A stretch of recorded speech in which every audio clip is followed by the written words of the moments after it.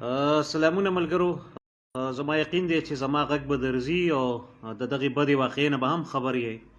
دغه بده واقعه چې په دیر کې شوې ده دا لومبۍ واقعه نه ده د بده مرغه، کم نصیبي ده. کله ملګری ووژني، کله انسان ماشومان طالب علمان ځوانان خپل ځان ووژني. دای خو هغه ښکاره نتایج وي. نور د دې ترڅنګ ډیر نور هم واقعات چې هغه پټ پاتې کیږي یا خلک یې پټ ساتي، هغه په خپل ځای باندې دي. نو سحر تاسو دغه واقعین خبر یې چې دغه بدبخته ماشوم خپل پلار وجلې دی، په خپل پلار یې ډزې کړي دي او د دې ترڅنګ په خپل مور یې ډزې کړي دي. مور یې زخمي ده او پلار شیرباز خان یې ژوند د لاسه ورکړی دی. پلار یې ډریور و او په سټینډ باندې گاډی چلوو پېښور نه منډه ته، تیمرګري نه منډه ته یا معیارونه پېښور ته. نو ډریور اکثر بهر هم پاتې کېده او دا بده واقعه شوې ده ځکه چې بیګا ته د موبایل اخیستی دی، د به ورباندې ټیک ټاک یې کولی. یو دا او بله دا چې د به پبجي کوو یا پبجي گیم به کوو یا به موبایل ډېر زیات استعمالوو او ټوله شپه ورځ به دغې ته ویښ ناسو. او ظاهره خبره ده چې بنده په دغه کم عمر کې د بېخوبۍ ښکار شي، نو بیا سټرس او ذهني مسلې دغه ټولې ستونزې ورسره راځي. په دې موږ تاسو ټول پوهیږو. د نورو بدعملو سره، د نورو خرابو سره، د نورو بیمارو ترڅنګ ذهني طور انتهایی بنده په سټرس کې، دباو کې او دغسې د بې اعتدالۍ ښکار کېږي. دا په خپل ځای باندې قابل افسوس خبره ده. البته دا خبره چې ټیک ټاک دی یا پبجي دی یا انټرنیټ دی، د دې بندول حکومت دپاره کم دا کم حل نه دی. اکثر و بیشتر چې داسې واقعات وشي نو موږ بیا وایو چې پبجي دی ختم کړی شي او ټیک ټاک دی ختم کړی شي او پلانې دی ختم کړی شي. دا د ختم خبره نه ده. بیا به موږ په اخره کې وایو چې موبایل دی هم ختم کړی شي، بیا به اخره کې وایو چې انټرنیټ دی هم ختم کړی شي، فیسبوک دی هم بند کړی شي. دا حل نه دی. په ټوله دنیا کې هم دغه انټرنیټ دی، په ټوله دنیا کې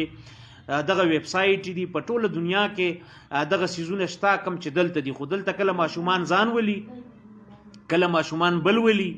او زه کله ایران شمه د دې وړوې زه کله ایران شمه ماشومان به ویني د 14-15 کالو هلکان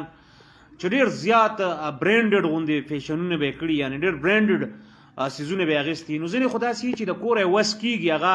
موږ ته پته لګي په کلي سیمو کې بیا خلک پیژني چې پلانې کس دی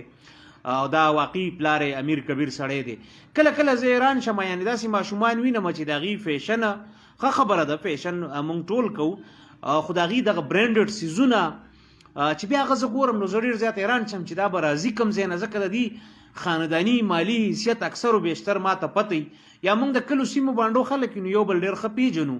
نو دا واقعي المیې را پیدا کېږي او د دې شاته وجوهات که څه چې یا ټیک ټاک دی یا فیسبوک دی یا ټویټر دی یا پبجي دی. خو دا د دې هر څه نه زیات ما وړاندې دا خبره وکړه چې دا په ټوله دنیا کې دا شی نشته. نو هلته خدای مکه دا ولې دا مسلې نه کېږي؟ هلته دا مسلې ځکه نه کېږي چې پیرنټینګ وي. د پیرنټینګ ترڅنګ یعنې د موږ والدین اول خپل به ووایو، بیا به خپل ځان ووایو، بیا به ورپسې بل ووایو. مشکل دا دی چې د پیرنټینګ یا د والدینو یا د مشرۍ کشرۍ هغه بنیادي تربیت اول زمونږ نشته چې بچیان پوهه کړو. او که بیا چېرته بچو نه غلط کار وشي نو بیا د هغې د پوهه کولو را سره هم سم طریقه کار نه وي. زه دا نه وایم چې دلته خدای مکه شیرباز خان ته ګناه وایه به شیرباز خان سم نه و. زه هسې یو عمومي خبره کومه. مشران چې کله کشران په ګناه باندې په غلط کار باندې په داسې ناوړه کار ګیر کړي نو بیا د هغې هم د ټریټ کولو څه ډېره زیاته نامناسبه او ډېره ناشنا طریقې کنځلې کول او هغه کنځل کول چې بنده خولې له نه راځي. نو دغه ټولو خبرې په پام کې ساتل پکار دي چې اول خو دغه ځای ته ماشوم رسول نه دي پکار، بیا که ماشوم ورسي دغه ځای ته خدای مکه نو وسله هغه ته کوم ځای نه راله، بیا د هغه د پوهه کولو انداز چې هغه دومره اریټیټ شي چې یا خو په بل ډزو کې یا په ځان باندې فرض کو هم ډز کړی وي، دا به هم نامناسبه وي. او دا خو ډېر زیاته بدبختي ده چې په پلار او په مور یې ډز کړی. دغه نورم لوی ظلم دی. او دا بیګا نه بل بیګا ما هسې فکر کوو چې دا معاشرتي علوم چې کوم دي دا سیوکس دا په مغربي ملکونو کې څنګه پړاویږي. نو ما د جاپان د امریکا دغې د سوشل سټډیز هغه کنټینټس وکتل، نو په هغې کې ډېرې زیاتې لکه ټالرنس، یو بل سره مینه کول، جمهوریت، هیومن رایټس، د دې ټولو خبرو د ټوپک نه نفرت، د وسلې نه نفرت، د جنگ نه نفرت، د اقلیمی بدلون یا د موسمی تبدیلی د لپاره کار کول، نو دا د هغې په سوشل ساینسز کې یو اس کې مې وکاته، جاپان کې مې وکاته، د هغې په سوشل ساینسز کې دا خبرې وي. نو هسې په هغې به چېرته بل وخت وغږېږم چې د هغې په نصاب کې بالخصوص د سوشل سټډیز چې کوم دي د ماشومان ته چې په سکولونو کې پړاویږي دغه، او زمونږ بدنصیبي خو بهرحال بیا د کورونو نم ده، د مور او پلار نم ده، زمونږ خپل هم بدنصیبي ده، بیا د خلکو نه هم ده، او د نظامی تعلیم نه هم ده، بیا حکومتي کمزوریانې، بیا د وسلې ماشومانو لاس ته رسایي، په کورونو کې د وسلې موجودګي، او بیا وسله باز یا وسله ساتونکي خلک چې کوم دی د هغې ټره پره، د هغې هغه تګ راتګ. په دې ټیک ټاک کې به تاسو ګورئ بالخصوص په دې هم زه ډېر زیات حیران شمه چې دا به خلکو ته څه مزه ورکوي چې دا کم کسان دي وسله ورسره ده، یا یو کس دی غټ پرتوګ یې کړی دی روان دی، ځان یې سنبال کړی لکه د ناوې او شپږ اته کسه دی ټوپک ورسره روان دی، او 15 سیکنډو کې نه کوم سټوري نه کوم بل څه خبره، یو بس صرف یو هلک دی روان دی او رنګ روغنې لګولې دی، فلټرې بلا ډېرې لګول دي په مخ باندې، او سیزان هم ښایسته کړی دی، او څه په کم عمر کې دی، او 2-3 کسه دی خوا باډي ګارډ او 3 کسه دی خوا باډي ګارډ، او بس داسې 15 سیکنډه لاړ شي، نو اوس دغه کې نه سټوري په نظر راځي، نه پکې څه بله خبره په نظر راځي، خو په لکونو میلیونونو خلکو خوښه کړي هغه ویډیو، او دا نه صرف هغې ځان له خوښه کړي بلکې الګوریتم ته یې داسې مخکې کړي، پروموټ کړي دومره چې بیا هغه متعلقه ایپ یې هم خلکو ته را مخامخ کوي، نو ماته هم په نظر راشي، تاسو ته هم په نظر راشي. ها نو خبره داره چې د دې شاته بنیادی وجوهات چې دي هغه پیرنټینګ، یعنی د والدینو د تربیت نظام، د خاندان د تربیت نظام، باقی موبایل په لاس کې راتلل واقع دی، او سرټن ایج نه مخکې دا زیاتې دی، ماشوم سره هم خپل ځان سره هم سبق سره هم ډیر طالب علمان چې اوس د ښه خاندانونو دي او په خاندانونو کې ښه کوالفاید خلک وي، هغه چې ته وایې چې سکول ته نه ځي، یاره پرېښې مې دی 10م کې پیل شوی، 5م کې او په 9م کې پیل شوی، په 10م کې پیل شوی، او ته چې د هغه چال ډال ته وګورې نو ته به حیران شي چې دی دا دومره خرچه د کم ځای نه افورډ کوي، د کم ځای نه دته راځي، ځکه چې د هغه خانداني هغه حالت به تا ته پته، یعنی موږ ټول پته پوهېږو چې څنګه د هغه غیر چاپیره پلار او مزدوري یا گاړی چلی یا هغه نور د کلي کور مزدوري، دکانداري څه چې یا مسافري، خو د ده پکې بیا لباسونه او د ایون د فیشل چې کوم دی که نه فیشل د مخ باندې چې هره هفته باندې نو خرچه کوي، هغې ته هم باید حیران شي چې موږ ورکینګ کلاس خلک یي، موږ هغه 3,000-4,000 روپۍ هیر ډریسر ته او نایي ته نشو ورکولی چې فیشل راته وکړي یا راته هیر کټ جوړ کړي خاص قسم، او یا له مخ باندې کریم وغیره پوډر خو برابر ومږي، نو موږ ډېر په مشکله باندې یعنی چې کله ډېر ضرورت وي نو اله،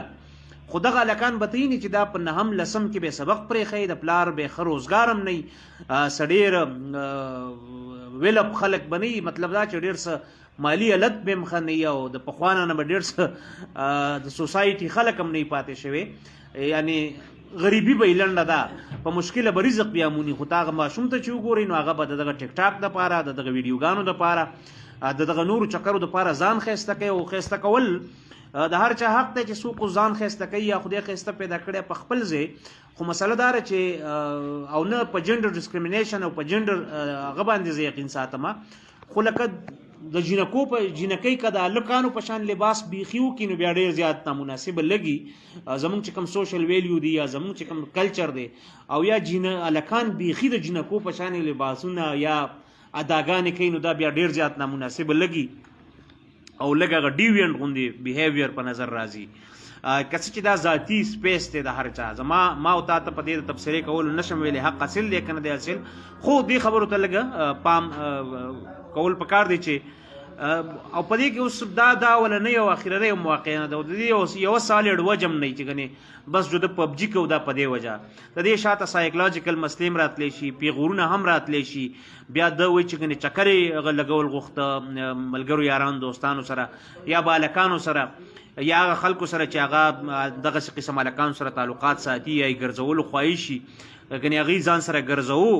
نو دا هم او دیو دا فلټر ملټر هم ډېر لګولي. اصل خبره دا هم چې څنګه دي دا د جنکو په شان ښایسته ښکاري نو دا وي نه داسې اکثر نه 99% نه بلکې 100% دغسې نه دا فلټر لګولي. او زمونږ خلک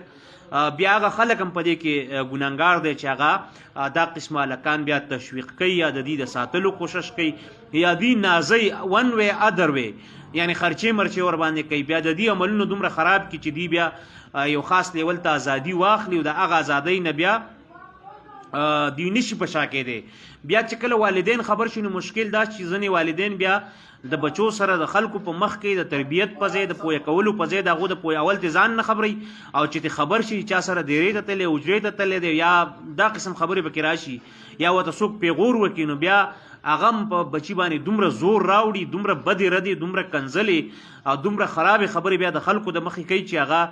ماشومان هم لوی اقدام باندې مجبوره کړي یعنی ډېر زیات هغې ته هم یو تکلیف ورورسي یو عذاب سه مخامخ کی او ځان هم د عذاب سه مخامخ کی. نو کله کله بیا دغه پیغورونو ننګونو او دغه بیزې خبرو او رولو په ځای او د سپکو کنځلو په ځای هغه بیا اقدام باندې مجبور شي او اقدام کله دای چې ځان وجني کله دای چې د کور وتختی کله دا چې ډیر زیات ریجډ شي یعنی بیا په نصیحت او پیغور او پویول بیا اثر نه کوي او یا دومره بدبخت شي چې خپل پلار او مور او د بل د ژوند نم تیر شي. نو دا ټول د یو اکشن نه د دې شاته صرف او صرف یو وجه نه ده چې موږ تاسو وایو چې صرف او صرف یو وجه ده دا ډېرې وجې یو ځای شي او دغسې بیا د انسان په کم عمرۍ کې دومره خراب شخصیت جوړ کړي چې وسلم په لاس ورشي دومره غوسم شي دومره خپم شي دومره بدعملم شي دومره پیغورم ور ولاړ شي دومره خراب هم شي چې بیا د هغه ځای نه د واپسي نه کېږي او د واپسۍ په لار کې چې څوک هم رکاوټ جوړیږي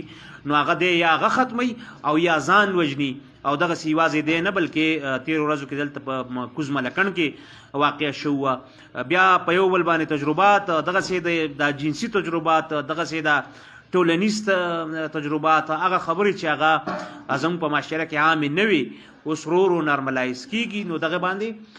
بیا واقعي دا د خفګان خبرې دي خو د دې یوه وجه نه دا ډېرې وجې را یوځای شي او انجام یې همدغه شي. نو دا یو ډېره بدبختي ده او بیا په سلو موشن کې اوس مې هغه ویډیو کته دی په تاڼه کې اچاته چې ویډیو کړلو نو هغه هم په سلو موشن کې لکه د ټیک ټاک ګرځولي ده دا هم ډېره نامناسبه غوندې خبره ده یعنی دا ګلیمرایز کول دې ته په څه ناسه شکل کې دا قسم خلک بیا را مخې ته کول او دا هم تاسو در یاده کومه چې هغه خلک هم د دې ذمہوار دی چې کوم خلک په ټیک ټاکو باندې دا قسمه ماشومان هغه تشویق کوي هغې حوصله افزایي کوي هغې انکرج کوي هغې خوښوي او بیا داسې واقعاتو نه زه ډېر خبر یم په درزنو چې ځینې مسافر یا ځینې هغه خلک چې دغه ماشومان دغه هلکان بیا خوښیږي او خرچې ورته لیږي او بېټوله خرچې ورته لیږي. ما په لکونو د خلکو نه خبر یم چې یو هلک دی په لکونو روپۍ لیږلي دي صرف په دې بنیاد چې هغه په ټیک ټاک کې ښایسته ښکاري صرف په دې بنیاد چې هغه شکل صورت د جنکو په شان جوړ کړی نازونه اداګانې ورته کوي او د دغه اداګانو په بدل کې په لکونو روپۍ چې دی باید خپل کور مور پلار ته بچو ته ولیږي ورونو خویندو ته ولیږي دی دغه هلک ته لیږي او اکثر و بیشتر د مخامخ لیده کاته هم نه شوي هلک سره او بیا هغه فلټر دومره لګولي چې که مخامخ دغه خلک بیا ته ویني لکه اوس زه یم نو زه فلټر ولګوم نو زه به یو شان ښکارم او که زه فلټر نه لګوم نو زه به بل شان ښکارم. نو دې خبرو ته لږ ډېر سوچ پکار دی چې دا موږ هم ټول ذمہوار چې واړه ماشومان د پیسو د ټکو په چکر کې یا د اپریسیشن په چکر کې هغه حرکتونه کوي چې هغه بیا ډېر خلک ګوري ډېر خلک یې لایک کوي ډېر خلک یې کمنټ کوي ډېر خلک یې انکرج کوي او انجام کار د هغې نتیجه دا شي امیر باچا صاحب السلام علیکم نتیجه دا شي چې هغه بیا د دغه ځای نه شاته کېدی نه شي او که څوک یې د شاته کولو کوشش کوي نو انجام دا چې هغه سړی د منځه وړي یا ځان د منځه وباسي. او زه په فی زمانه ډېر خلک پیژنم چې پخوا به د غریبۍ دغه لاسه خلکو سبق نه شو ویلی د دغه خلکو په خاندانونو کې به خلکو سبق وي یعنی داسې خاندانونه چې هغې پخوا هم سبق ویلی شو په ډېر نامساعدو حالاتو کې به وایو او مونږ غوندې خلکو چې سبق به مسم نه شو ویلی او ډېر په مشکله هم وایو. اوس زمونږ د خاندانونو خلک سبق به هر حال مونږ کوشش کوو چې په مشکله لوړه جوړې ته راکاږو سبق ور باندې ووایو. هغه خلک چې وسې شته هم او په خاندان کې مخکې نه کوالیفاید یا ایجوکیټډ خلک هم هغې اوس سبق نه وایي، ځکه چې په دغه چکرو کې پرېوتي چې یا ټیک ټاک دی یا ځان ښایسته کول دي یا ځان په خلکو پیژندل دي او دغسې عیش عشرت او برینډډ څیزونه. او زه کړېږم دې ته نه، خو زه کړېږم په دې خبره چې د میډل کلاس خلک نه بلکې د لویر کلاس هلکانو سره دا دومره قیمتي څیزونه د کم ځای نه راځي چې د هغې د والدینو د تنخواه، د هغې د والدینو د روزګار، دکاندارۍ، مزدورۍ، د ډرایورۍ دا مدن د خانداني پس منظر مونږ ته پته او هغه هیلث واچ لګولی د 4.5 لک روپو د ایپل یا ایپل لیټیسټ موبایل وسره، نو دا بیا خامخا سړی په سوچ باندې مجبوره کوي. یعنی کړېدل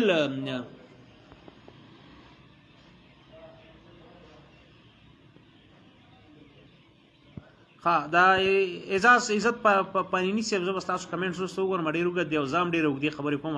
که تاسو دا وایئ چې زه 10 منټه وغږېدم نو خبره مې معلومه نه کړه، خبره دې کې معلومیږي نه، دا یوه وجه هم نه ده. ما تاسو ته وی چې دا غیر چاپیره موږ دغسې خلک وینو چې هغه ټیک ټاک هم کوي، خو بندول د ټیک ټاک، د فیسبوک بندول، د ویکیپیډیا بندول، د ګوګل بندول، د یوټیوب بندول، دا د دې مسلې حل نه دی. بس تربیت دی او تربیت د یو قسم کار نه دی، د یو استازم کار نه دی، صرف د مورم کار نه دی، صرف د پلارم کار نه دی، دا د ټولنې ټولنه راغونډېږي او دغه تربیت نور خلکو ته ورکوي. ما څنګه تاسو ته اشارتن کنایتن نه وضاحت سره دا خبره په سپیناوي کومه چې ما ته هم د دې ذمواري والدین ټیک د ښه تربیت یې مو کو، ښه په نظر هم ساتي، خو هغه مزدورۍ لځي او د معمولي غوندې ویډیو راشي او فلټر ولګوي او ښایسته موږ ته ښکاري، بیا ورباندې موږ خرچې یا دا کوو، نو دې سره مسلې پیدا کیږي او دا حالت بیا موږ هم د دغې قتلونو ذمواري کوم چې شوی دی. نو دغه بهرحال ډېره افسوسناکه خبره ده، ورباندې مې یو څو خبرې وکړې، تاسو واورېدم. خو بهرحال په دې کې به څوک څه ووایي، قطعي وجه یوه نه شي کېدی، قطعي وجوهات 2-3 نه شي کېدی، ډېري او دا ډېر چې رایوځای شي نو داسې بدمرغه واقعات ترې رامنځته شي. او بله دا چې حل هم یو نه دی، حل هم هر اړخیز دی، د هر طرف نه ورته کتل دي، د ایجوکیشن د اړخ نه، خصوصا د حکومت پکې زیات نه زیات دا رول دی چې د تمانچې د اسلحې بهتات، تمانچې ساتل اوس بیا هم د خلکو مجبوري ده. نو دا قطعي خبرې نه کېږي، خو بیا دا ټولو خبرو ته پام لرل پکار دی، که هغه ایجوکیشن دی، که ښه ژوند دی، که والدینو په کورونو کې موجودګي ده، د مسافرۍ نه راګرځېدل دي، نو دا د دې یو حل نه دی. یعنی چې سړی ووایي چې دا کار د حکومت وکړي، دا د والدینو کې، دا د مور کې، دا د پلارو کې، دا به زه وکړم، نه، دا به ټول خپل خپل کردار، خپل کنټریبیوشن به کوو، خپل حصه کردار به لوبو، نو دا مسلې به حل کېږي. نو دغه ماتې ګوړې خبرې وې، چونکې ملګري دي دوران کې راغله او مشران دي، هغې سره به خبرې اترې ګپ شپ لګو. تاسو واورېدم، ډېر ربطه غوندې وغږېدم، خو ډېره زیاته مننه چې مو واورېدم او ملګرو سره مو شریک کړه. کورم ودان.